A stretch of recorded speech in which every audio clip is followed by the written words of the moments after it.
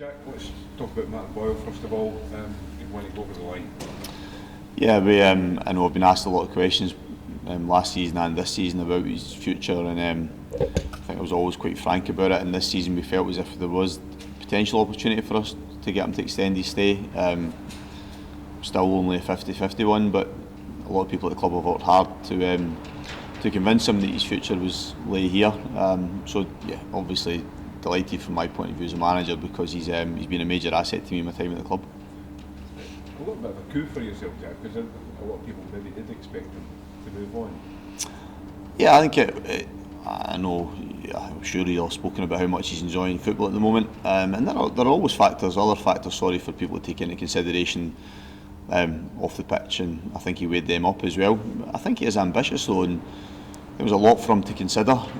If he wasn't at a good club and one, I think that he felt could help him fulfil his ambitions both at club level and international level, and I don't think he would have committed to the deal. So hopefully that's testament to how much he feels we're heading in the right direction, and him being here will hopefully enable us to continue to do that. The fact that things are going along nicely, that must help smooth along any negotiations.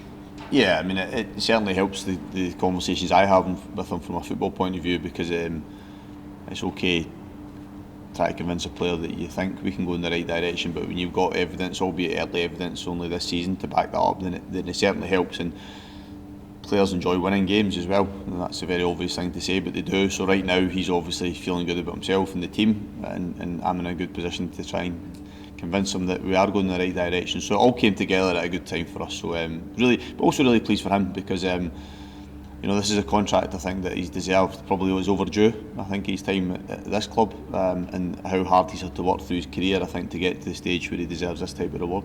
The fact that things are going along nicely, Jack, could that help you attract other players to the club?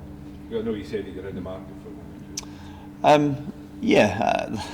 Again, there's always other considerations, very obvious ones in terms of finance, and then other things that will come into it. But it certainly is something to have at your advantage. Right now we're probably in as good a position as we've been in recent times to say, look, we think we're going in the right direction where we are, how we've started the season, and where we want to continue to be. So it's definitely a plus point in terms of any conversations we have at the moment.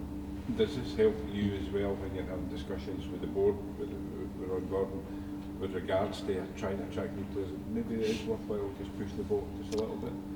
Yeah, sure use that argument. Yeah, and likewise, I'm sure there's a counter argument that why do you need any more? Things are going great, but I think it's always the best time to strengthen is when you feel as if you're in a good place, and there is not an awful lot between a lot of teams in the Scottish Premiership. That is the reality of it. So I think we've seen that in the fine margins that have been between draws and wins, etc. So to continue to stay on the right side of that fine margin, that's the time to strengthen, I think. So we want to do so, but we've also got to make sure it's ones that are right, that do improve us, and also we've got to speak often enough about the group here and the dynamics of it. So it's just making sure we identify the right player ability-wise and character-wise, and we're hopeful that we will.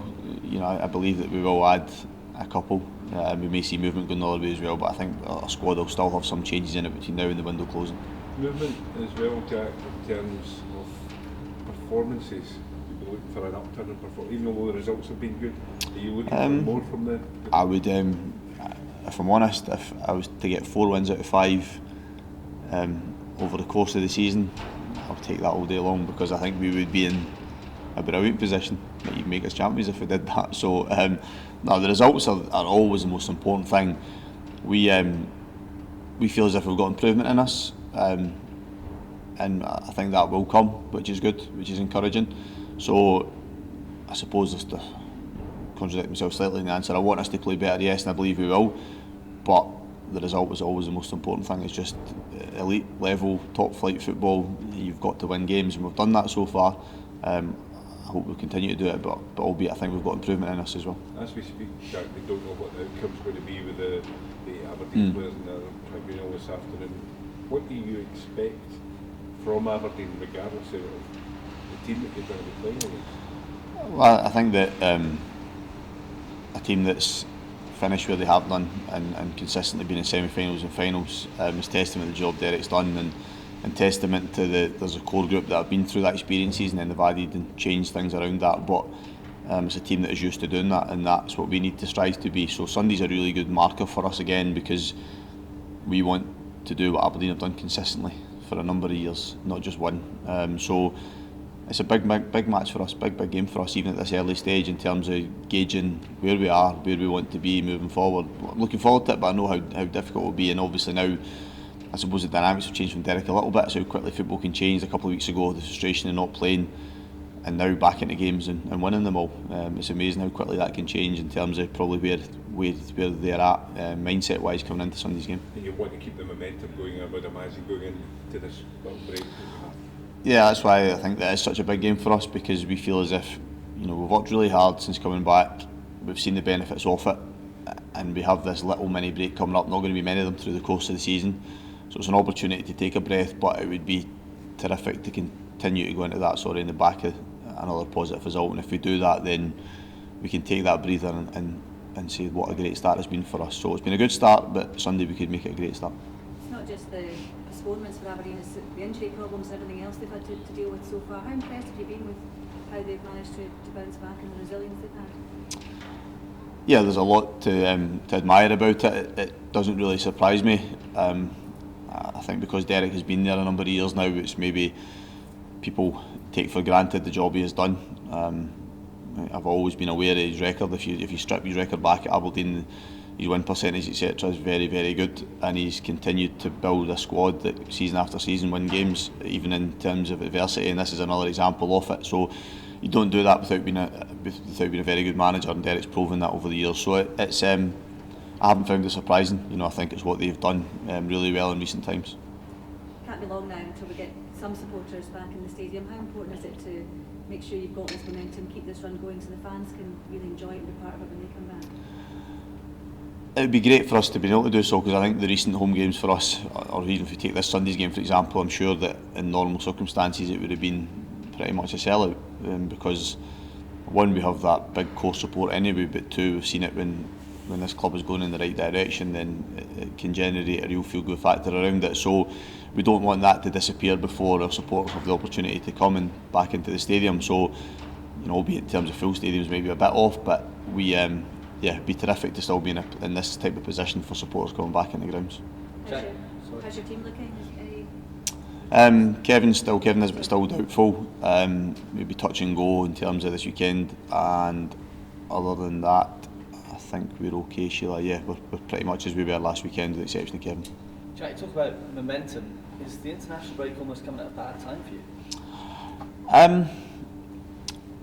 No, I think it's okay actually. I think just because of the way the season has been so far, it's been pretty hectic, and coming off the back of a long layoff for players, it's probably not a bad time to come for everybody. I think maybe a lot of managers and coaches would agree. So irrespective of your form, I think we broke the start of the season into the 6-game section, so we always knew that coming to the end of that we would get a rest. So not too worried about if it does break up any momentum. I think just using it as probably one of the only opportunities we're going to get through the season for everybody, players and staff, to have a little break and then go from there.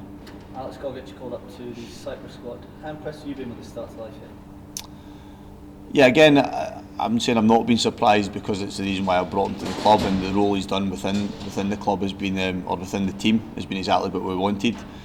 But I think to produce that level of consistency early at a new club is the most pleasing thing, and how quickly he settled into the group. So can't ask any more in that respect. He's made a vital contribution in terms of us achieving the results we have done, and I think part of the attraction again coming here was to hopefully propel him into that international reckoning again. It's maybe came sooner than he would have expected, but delighted for him, you know, a real big honour for him as well, and I think he's excited about it as well. So you're not surprised by Gogic. How about your defence? There's a few youngsters in there, but it's 3 clean sheets in a row now. Something that we knew we had to get better at. You know, collectively took a bit of criticism last year, and I don't think a lot of them played poorly individually, but just the balance of our team at times meant it was difficult for them to keep clean sheets. So we had to address that, because to finish where we want to, we need to be better at it. So spent a long time working at it and addressing the maybe issues within the squad we felt needed addressed, and just feeling a better place. And a lot of these, as a unit, they've been good, whether it's been a back 3 or back 4, including midfielders, but individually a lot of them are in good form as well. Paul Hanlon, Ryan, Paul McGinn, Josh Doig, their impact of having on games and their own performance level has been good, and long may that continue. Just going back to front, obviously, Christian Doyle has been lost tipped for a Wales call by a lot of people. If you had to kind of talk to him about that, just to make sure he's not, just to make sure he's focused on it, trying to get there again. Yeah, I speak to my players a lot anyway. I spoke to Christian during the week in aftermath of obviously I'm not making the squad, and because I think his first emotion is one of disappointment because he's been in good form consistently for a while now. But I think it was a case of reminding him that, well, very obviously, if he continues to do what he's doing, and he has done, then he'll keep giving himself every opportunity. And also Christian's career path, he's had to deal with a lot of rejections, knockbacks, setbacks along the way. He had to continually prove people wrong. If you look at his background, and he should continue to have that motivation. He's he'll have no problems that way. I think he was a little bit sore because he was probably working towards it, but all he's got to do is continue to do what he's doing and get better and keep getting better, and if he does that, then I'm sure that will come from at some point. Jack, just on players coming in again, with the English clubs now getting back up to full speed, they'll be deciding soon who's staying and who's going. Will that help you? Possibly, Brian, in terms of loans. I think that's been maybe the challenge that Scottish clubs have found it a little bit more difficult in terms of that season running out of sync when some English clubs decide what players they will put out on loan. I think the younger players are always available early, but weighing up whether they will improve and strengthen your squad, it's the ones that are probably very close to first team football at the respective club that you feel may improve you. These are the ones that probably take longer to decide upon. So that's been a little bit more of a waiting game.